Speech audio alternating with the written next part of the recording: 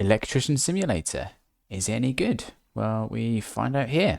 Play the role of an electrician and learn the basics of electricity.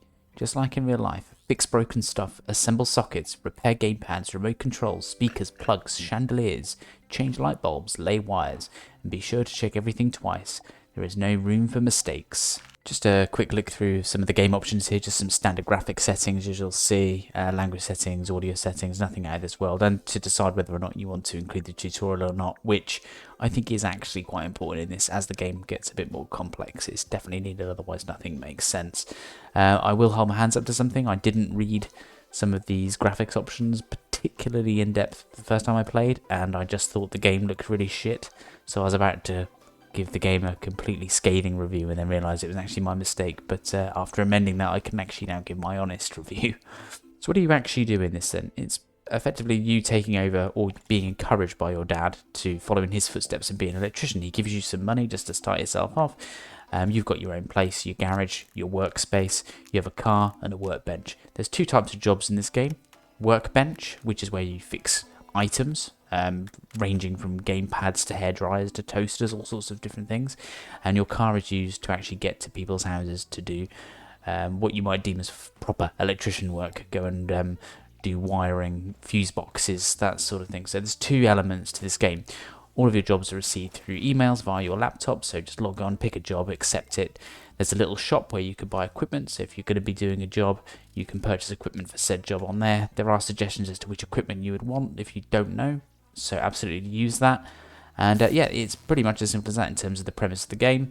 You get paid per job, and I must say the amount of money these jobs cost, on one hand, they're ridiculous. For example, fixing a hairdryer or toaster, $250. Just go buy a fucking new toaster or new hairdryer. Don't pay me to fix it for you, you complete moron. But anyway, and on the flip side of that, you have the jobs in people's houses. How cheap are they? I've pretty much rewired someone's house, and again, the pricing seems to stop at about £250. It's like, maybe I should move to America, but just never pay to get any of my items fixed. Maybe that's the rule, because this is an American game. I'm in Britain. Rules and regulations are slightly different, certainly with the wiring. Now that's another thing. The wiring is presumably in an American system, so it was not necessarily going to be the same for me here. I don't think you have to have any prior knowledge necessarily, although I do believe that the wiring isn't necessarily explained in terms of which colour goes where and why. It does allude to which colour goes where, but it never really explains why, what it's for, but I'll take that with a pinch of salt. Visually, it looks kind of nice. You can interact with a few different objects. You can walk around people's houses, open up doors, cupboards, and have a right proper snoot around people's homes. Slightly immoral, I guess, but I'm going to do it anyway. Don't really care. Why not? There might be something interesting, a little Easter egg or something in someone's wardrobe or a corpse or something. You never know what you're going to find. But yeah, I mean, the sort of suburban setting out of windows looks good. You can't walk around the streets, you can't drive your car, and for me that's a bit of a letdown, so I don't get to explore any of the scenery. So you are literally tied to your workstation in your garage or in people's homes and things like that. And yes, the objects within people's homes look okay. It's neither here nor there. It doesn't fail. It doesn't particularly succeed on huge levels to blow your mind, but it does for a game like this. The types of jobs that you do in people's homes actually do vary. You start off really simple, actually just as simple as taking bulbs out and putting them back in. But it does ramp up a bit. There is training missions as you go through. You get little certificates to say you can do things. There's actually the whole rewiring thing and actually fitting fuse boxes. And that in itself is kind of fun at the beginning. You're learning sort of to literally lay some cable.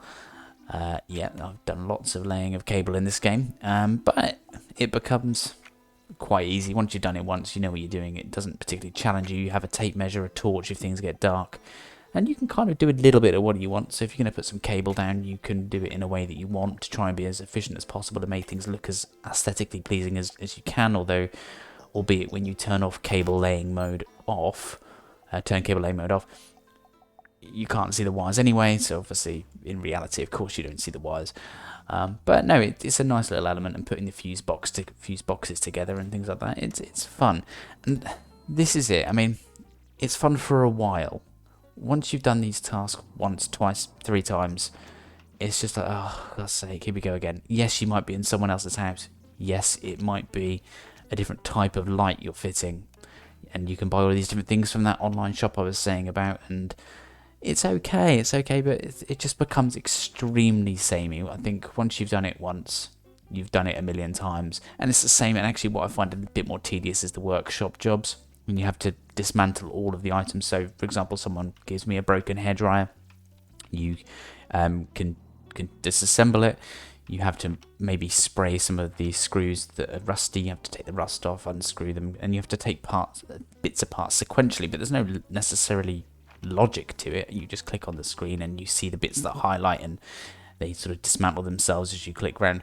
So there's no intuitive element. I believe it's just a case of clicking and hoping for the best in terms of dismantling the equipment. Once you've dismantled the whole thing 100%, you can then analyze all of the parts that you've disassembled, and you can test them to see if they work. Some things you will have to do a test on to tell you if they work, but other things you just simply have to look at them and they'll tell you if they're broken or not, which is a little bit cheap, I think. It would be nice for a bit more of a proper investigation into things and why they're broken. And then if anything is broken, yeah, you can replace it. You then reassemble the product, which is absolutely fine. Again, the same method, just it's not likely you're going to remember the exact sequence of which you disassembled it, so it's just a case of clicking randomly and hoping that you're able to put things back. Once you put things back and you test them with a nice little animation showing the device working, you can then charge your astronomical fees to return the product back to the customer. All in all, really, it's an okay game. Looks okay.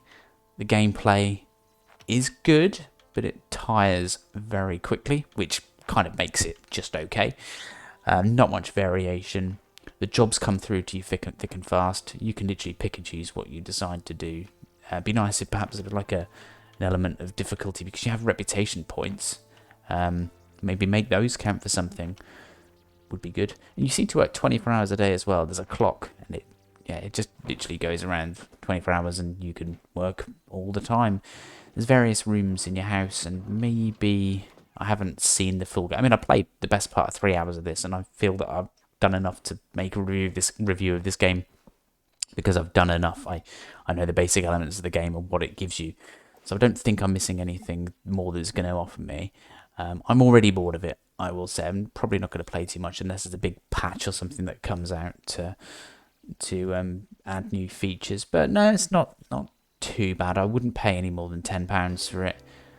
Seems you're not going to get more than 3 hours as it is at the moment, because I'm done with it, to be honest. But yeah, not a bad game. Not a great game either. One of those.